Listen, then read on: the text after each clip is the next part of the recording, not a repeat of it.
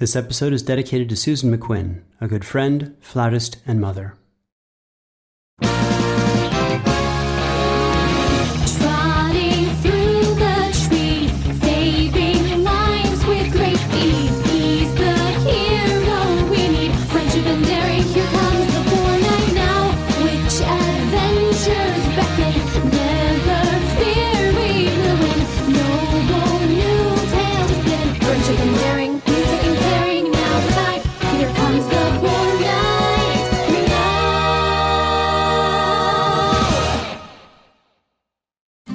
The Boar Night, Part 15. Sensible Solutions and Frantic Farewells.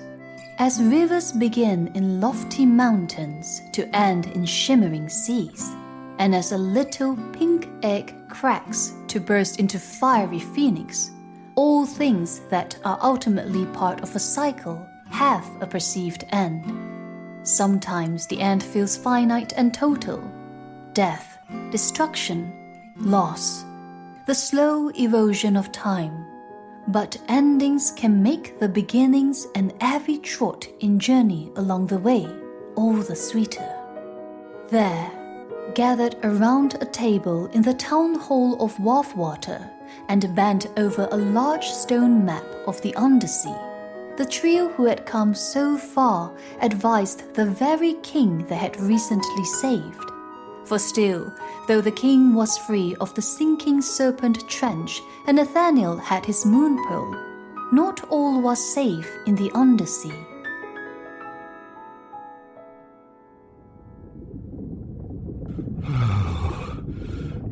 You have already spoken with your generals, Your Majesty.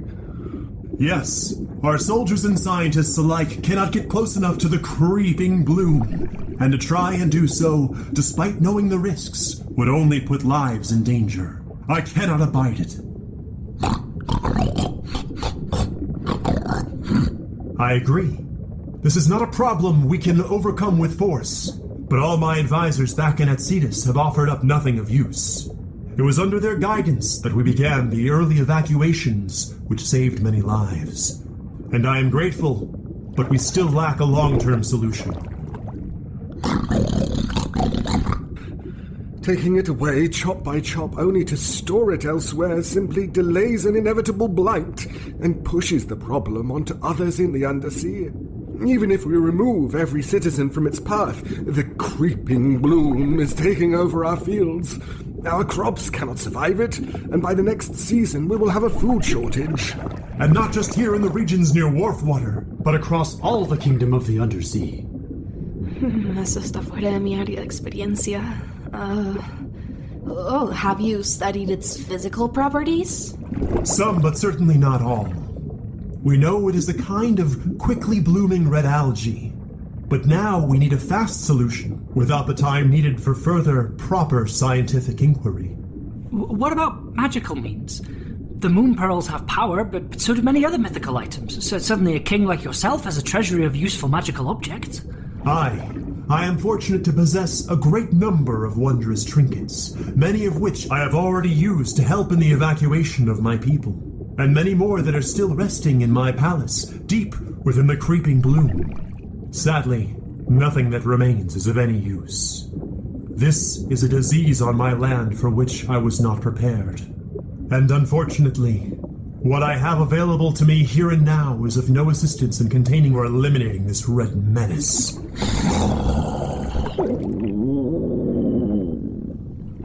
Come now, all we have to do is think. No matter how many plans don't work, we only need one good idea. No! My door!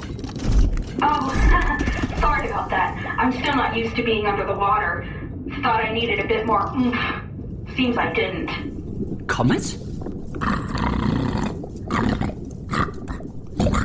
How do you like the suit? I originally made it for the vacuum of space, but with a bit of tweaking here and there, I've got a good way to walk around down here without those fancy water breathers. Oh, that's not why I'm here. Why we are here. Oh, there's more of them. Micro-brine shrimp, I presume? We are snout shrimp. I am Minnie Meikro. descendant of Nat Meikro, descendant of Klein Meikro, an apprentice to the head librarian of our great Winthrop Library. Great Winthrop Library?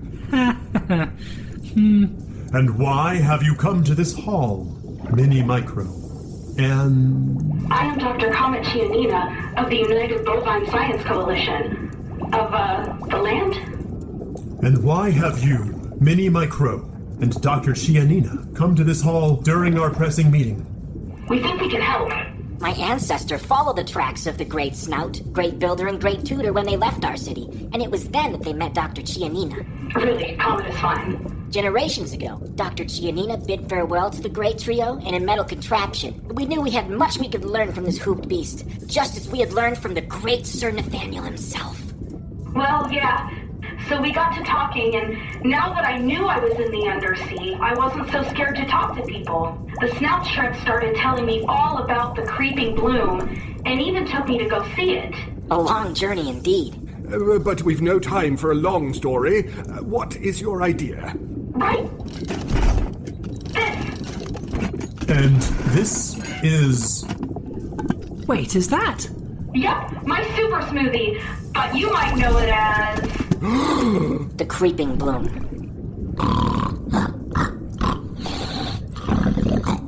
Yes, explain yourself. This smoothie is made from a rehydrated mix I brought with me from, well, the upper land. The surface? Anyway, you all call it the creeping bloom, a type of invasive algae. But up in the meadows, it's a delicacy called red ocean flower. No, not at all. It doesn't agitate us or hurt us, and once it's dehydrated, it's a great treat for people in the meadow and lots of folks above the Undersea. And you turn it into this edible slurry? Well, sure. We put it in smoothies, we add it to muffins, sprinkle it on pastas, make it into sauces. It's become quite popular in the last year and is in high demand. And that is where we come in. We snout shrimp are too small to be affected by the creeping bloom, and we would like to set up an enterprise to harvest it. An enterprise to harvest it? Oh, those little guys have just become so industrious. I'm so proud. But harvesting it to sell takes time and research. We don't have time for that either.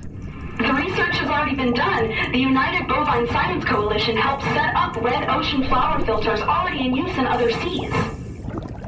It is already in other seas? Yes, but sunlight keeps it under control.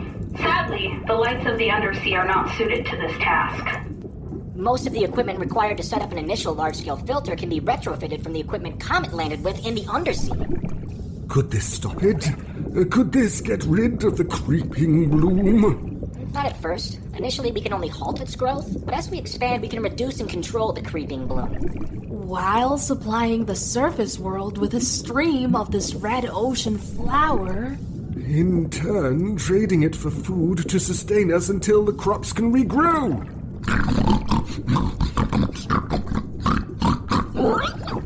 Then let us enact this enterprise. We have no time to waste. While we dwell in wonder, we should instead try. Every moment we delay, another home is overrun, or another kelp field choked. Build this contraption. By royal decree, I ask it of you, and will lend you what aid I can. The Undersea can no longer remain cut off from the world above. If Sir Nathaniel and his companions have shown us anything, it is that there is much the world above has to offer us. We'll help. We can make it work. Wonderful! The snout shrimp are already repurposing the parts from my ship. This will be a boon for us.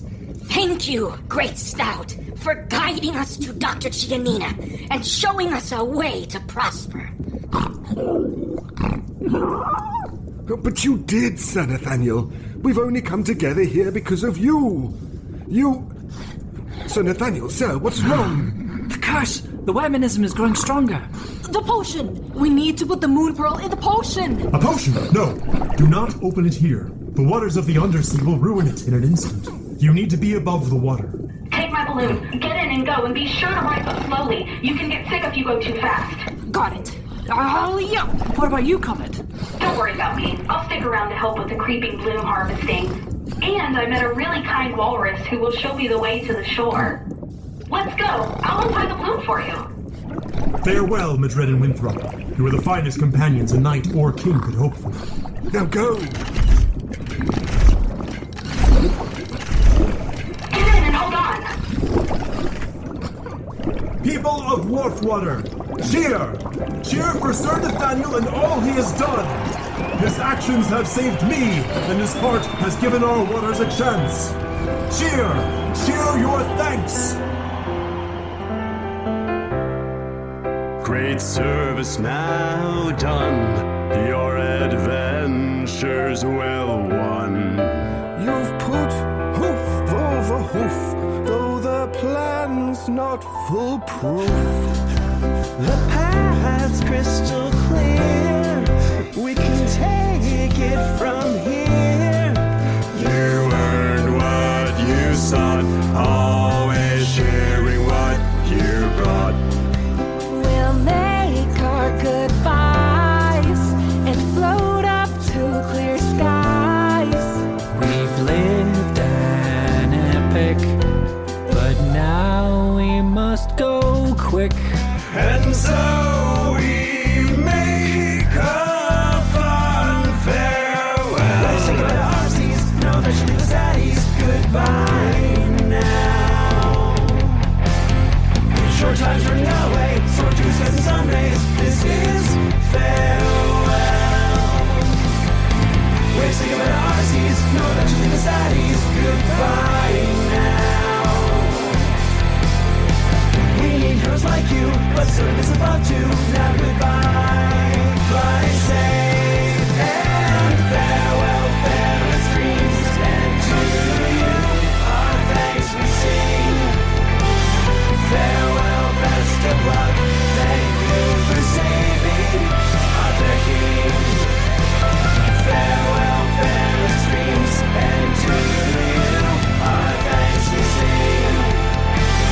This dear fond farewell, our sad goodbye, and see you soon. All great adventures must come to an end. All of our hard work has meant something grand. By royal decree, you may now take your leave. This time's been all we wished it would be.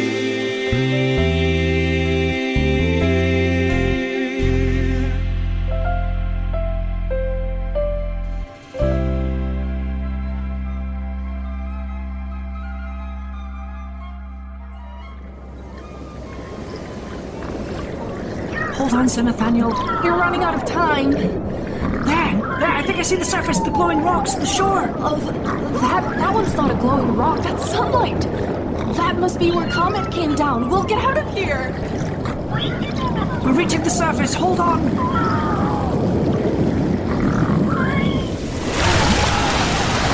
Get the potion. Here. Rápido, apúrate. We're still rising. Just drop in the pearl. Moon pearl, here we go. Hold on. We're going in a tunnel. Don't lose the potion.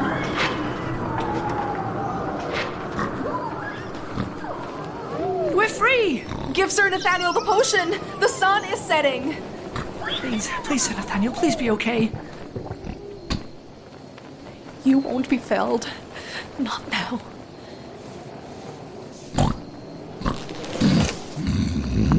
Sir! Oh, it was just a nightmare, sir.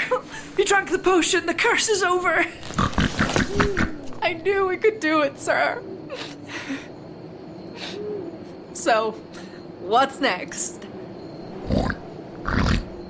What? Oh, we wouldn't leave? One adventure is never enough, not for a bard. And certainly not for a warrior.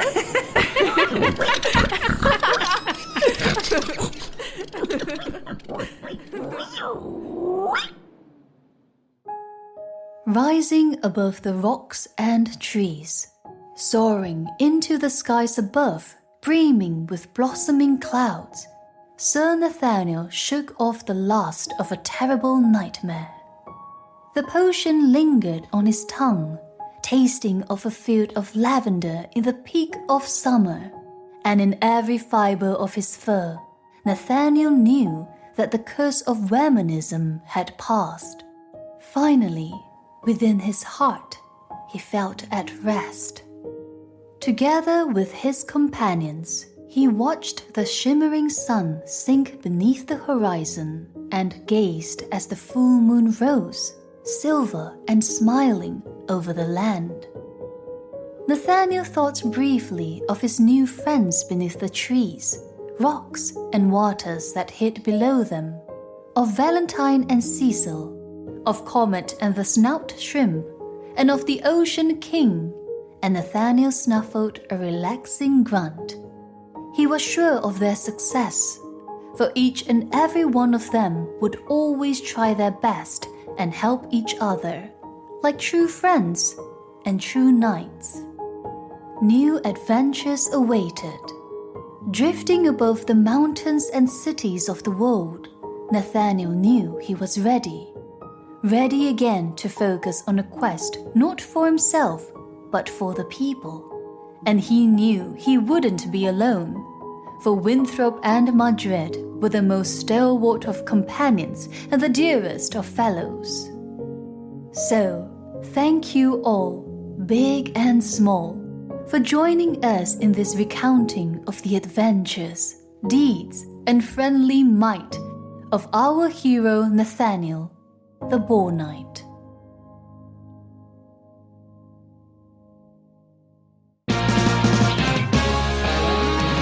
The Boar Knight, written by K.A. Statz, produced with additional sound design and accordion by Travis Vengroff, edited with sound design and mixing by Dayn Leonardson, with music by Stephen Mullen, Ryan McQuinn, and Travis Vengroff. This show would not be possible without our Fool and Scholar patrons, lamprey, and executive producers, Dennis Greenhill, AJ Pumpkin, Carol Vengroff, and Michael Villegas. The Boar Knight stars Sam Yeow, Paul Mella, David Devereux, Juliana Gutiérrez, Travis Vengroff, David Ault, Frankie, Raye, and Dayn Leonardson. This is a Fool and Scholar production. Thank you for listening. Here comes the Boar Knight.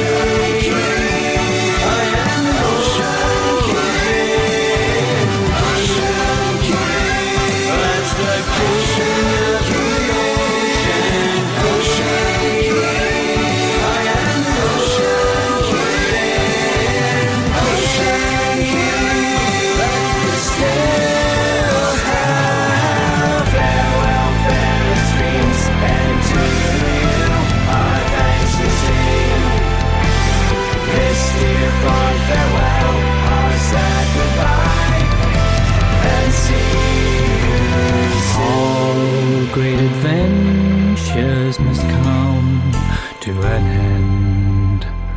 This time's been all